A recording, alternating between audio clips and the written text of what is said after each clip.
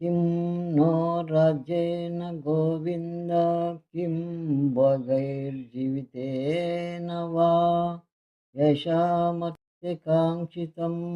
No राज्यं भोगा सुखानि च तायिमेव स्थिता युद्धे प्राणान् त्यक्त्वा धनानि च आचार्यः पितरः पुत्राः तथैव च पितामहाः मातुलाः स्वसुराः पौत्राः श्याला సంబంధినస్తథా.